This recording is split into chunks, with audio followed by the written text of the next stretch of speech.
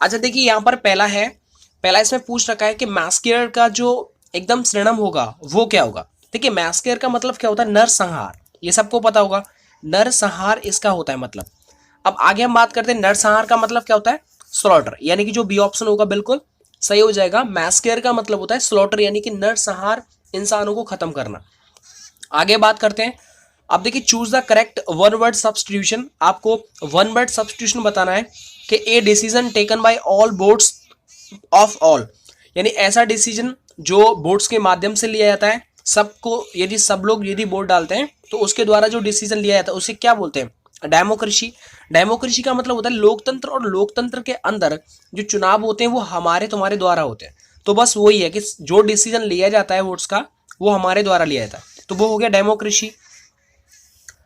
आगे बात करते हैं a piece of writing full of words more than required. देखिए आपको पता है मान लीजिए एक कोई रिपोर्ट बन के तैयार हुई है, अब रिपोर्ट के अंदर सिर्फ 4 पैराग्राफ का कोई रिपोर्ट है, लेकिन आपने क्या किया है कि उसको इतना लंबा कर दिया है कि 5 से 6 पैराग्राफ में आ रहा है। तो जाहिर सी बात है कि इतना बड़ा हुआ है वो, तो उसके अंदर क्या है, वो वर्बोज है। क्या है वो, वर्बोज। वर्बोज का मतलब यही होता है कि मतलब एक तरह से अननेसेसरी वर्ड्स को आप ज्यादा ऐड कर रहे हैं उसमें, यानी full of too many words, है ना, मतलब अननेसेसरी जो होते हैं तो वो होते हैं, उसे बोलते हैं वर्बोस, राइट ना। जैसे I gave you a verbose report, तो वर्बोस रिपोर्ट में क्या होता है कि बहुत ज्यादा अनरिक्वायर्ड जिनकी जरूरत नहीं होती है वो सारी उसमें रामायण लिखी जाती है, तो उसको बोलते हैं वर्बोस रिपोर्ट। आगे बात करते हैं कि चौथा क्वेश्चन क्या होगा कि सिलेक्ट द करेक्ट वर्ब आपको बताना है। और मैंने आपको हमेशा बताया कि दोस्त कभी भी अगर इफ आए चाहे व्हेन आए तो इसके बाद आने वाला जो टेंस होगा वो कैसा होगा, प्रेजेंट इंडेफिनिट आता है। कौन सा आएगा, प्रेजेंट इंडेफिनिट, यानी सिंपल आएगा। तो दोस्त यहाँ पर प्रेजेंट इंडेफिनिट आएगा, और जो सी है ना, यहाँ पर आप सी हो, ही, सी, ही, इट्स, किसी का भी नाम यदि आ रहा है तो उसके बाद आने वाला जो भी वर्ब होगा उसमें एस देखने को जरूर मिलेगा, तो यहाँ पर एस वाला ऑप्शन आएगा, इसलिए हमारा सी बिल्कुल सही है। आप याद रखो कि देखो जब भी कभी वेन आ जाए, इफ आ जाए, तो इनके बाद प्रेजेंट इंडेफिनिट आता है, और आपको पता है कि शी के बाद एस और एस वाला ऑप्शन आता है, तो ये हो जाएगा कम्स। आई होप दोस्तों ये क्लियर समझ में आ गया होगा। आगे हम बात करते हैं कि प्रीपोजिशन का पार्ट आपको पूछ रहा है कि इसमें प्रीपोजिशन बताना है।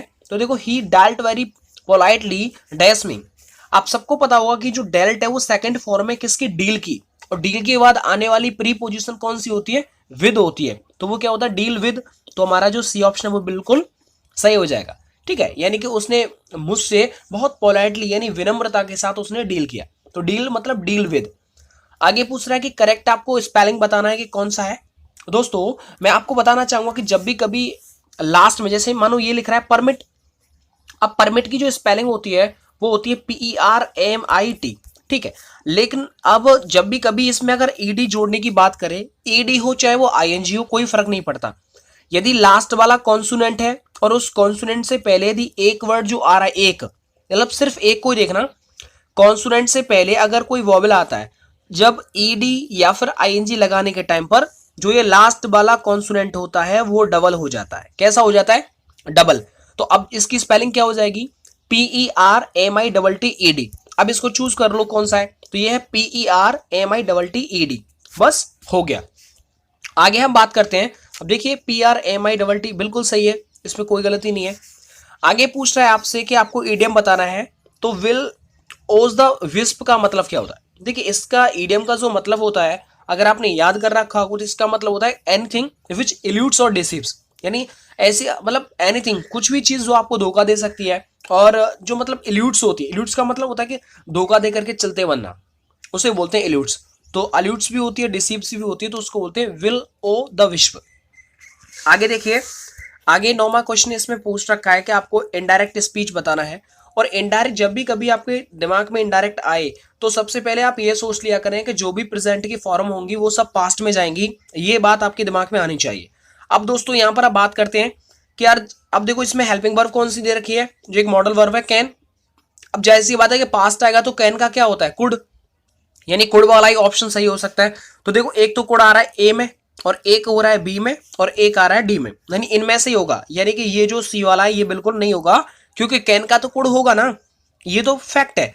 अब इनको आप चेक कर लीजिए, यानी उसने कहा क्या तुम गा सकते हो, और मैंने उत्तर दिया नहीं, ठीक है, तो अब मतलब उसने मुझसे पूछा है, तो यानी ये हो जाएगा ही आस्क्ड मी अब मी कहां से आ गया? देखिए ऐसा होता है दोस्तों कि जो यू है ना, यू, अब यू जो है वो चेंज होने के लिए ऑब्जेक्ट के पास जाता है, और जब यदि ऑब्जेक्ट नहीं दे रखा है तो आप अपनी मर्जी से कोई भी ऑब्जेक्ट लगा सकते हैं, लेकिन कंडीशन उसमें ये होती है कि जैसे आगे अगर ही आ रहा है, ही कौन सा पर्सन है? थर्ड पर्सन, और ये यू कौन सा है? Second person. तो अब बचा कौन सा? First person. तो आप फर्स्ट पर्सन का कोई भी ऑब्जेक्ट यहां पर यूज कर सकते हैं। इस बात को दोबारा से सुन लीजिए। अब देखो यहां पर क्या हो जाएगा, ही आस्क्ड मी, मैंने अपने अकॉर्डिंग मी लगा लिया, आई का ऑब्जेक्ट, तो ही आस्क्ड मी इफ अब जाहिर सी बात है कि यू जो अगर आपने मी लिखा है तो यू मी के पास जाएगा तो वो किस में चेंज हो जाएगा? बताइए, आई में हो जाएगा। तो ये हो जाएगा he asked me if I could sing and I said, मैंने कहा नो। तो बस इसका जो डी ऑप्शन है वो बिल्कुल सही हो जाएगा। ठीक है। अब देखो सर पहला क्यों नहीं हुआ? क्योंकि बेटा देखो दैट कभी नहीं लगेगा, क्योंकि इंटेरोगेटिव आता है तो जाहिर सी बात है कि इफ वाला आपको कंजंक्शन लगाना होता है, तो ए वाला तो वैसे गलत हो गया, है ना। सर बी क्यों नहीं आया? देखो बी इसलिए नहीं आया क्योंकि देखो यहां पर जो ऊपर दे रखा है ना वही सेम नीचे होना चाहिए, लेकिन वो पास्ट में होना चाहिए, जबकि ऐसा इसमें नहीं हो रहा है। देखिए आगे बात करते हैं, एंड आई सैड दैट, तो इसको जोड़ने के लिए कोई जरूरत नहीं है, आप सिर्फ लिख सकते हैं नो। तो ये हो जाएगा डी, सही हो जाएगा। आगे है कि आपको एडजेक्टिव फॉर्म बताना है क्राइम का। देखिए मैंने आपको पिछली वाली वीडियो में बताया था और अभी भी बता देता हूं कि जितने भी एडजेक्टिव हैं उन सबको आप एक एक बार जरूर देख लें, या फिर मेरे को टाइम मिलेगा तो मैं आपको स्पेशली जो गिने चुने वर्ड होते हैं एडजेक्टिव या फिर कलेक्टिव नाउन उनके बारे में बता दूंगा। देखिए क्राइम का जो एडजेक्टिव होता है वो होता है क्रिमिनल। क्या होता है? क्रिमिनल। ये आपको याद ही करना पड़ेगा यार, इसमें तो कुछ नहीं कर सकता ना, तो इसको याद रख लीजिए। आगे है सैरिन। देखिए इसका एंटोनिम बताना है। सैरिन का मतलब क्या होता है? एक तरह से निर्मल या फिर शांत। सैरिन बहुत अच्छा वर्ड है, इसकी रेस्पेक्ट भी करना चाहिए, बहुत प्यारा वर्ड है सैरिन। तो सैरिन जब शांत या फिर निर्मल हो जाएगा तो इसका जो उल्टा हो जाएगा वो कैसा हो जाएगा? कॉम्प्लिकेटेड हो जाएगा, बहुत ज्यादा जटिल हो जाएगा। ठीक है, क्योंकि एजिटेटेड का मतलब तो होता है उत्तेजित। आपको यदि याद हो तो एजिटेटेड का मतलब होता है उत्तेजित होना, और ये होता है शोई। शोई का मतलब दिखावा वगैरह करना, दिखावा करना एक तरह से। और इम्प्योर, इम्प्योर का तो मतलब सबको पता होगा कि अपवित्र। ठीक है, तो इम्प्योर जैसे आपने देखा होगा टेंपल के अंदर आप गए और वहां पर जाकर आपने एग तोड़ दिया, यानी अंडा अंडा फोड़ दिया, तो वो क्या हो जाएगा? अब आपने मंदिर को क्या कर दिया? इम्प्योर कर दिया, यानी प्योर नहीं किया आपने, इम्प्योर कर दिया, मतलब अपवित्र। आगे बात करते हैं 12वां क्वेश्चन है, और dry the boots, dry these boots in डैसन। सबको पता होगा कि एस ब्रह्मांड के अंदर ऐसी कोई चीज जो अपने आप में अद्भुत होती है उससे पहले दा का यूज किया जाता है, तो यहां पर आर्टिकल हो जाएगा सी। आगे बात करते हैं प्लूरल बताना है आपको, और ये एफ है।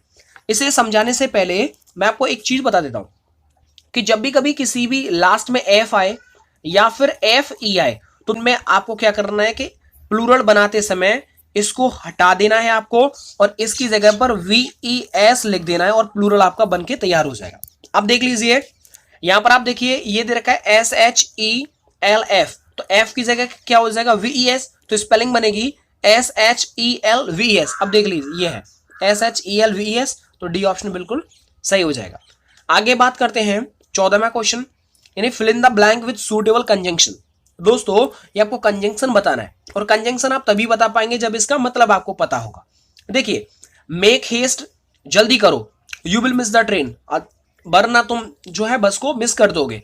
अब वरना मतलब अदरवाइज, अदरवाइज का जो मीनिंग है वो बिल्कुल यहां पर सही बैठ रहा है, इसलिए अदरवाइज का यूज करेंगे। अब देखो और का यूज देखना, मतलब जल्दी करो या फिर तुम बस को मिस कर दोगे, तो और का तो कोई सेंस नहीं आ रहा है।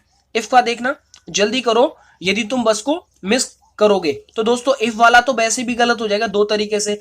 एक तो ये कि इसका मीनिंग सेट नहीं बैठ रहा है, दूसरा गलती ये हो जाएगा कि इफ के बाद कभी फ्यूचर नहीं आता। तो देखो इफ वाला तो दो तरीके से गलत हो गया।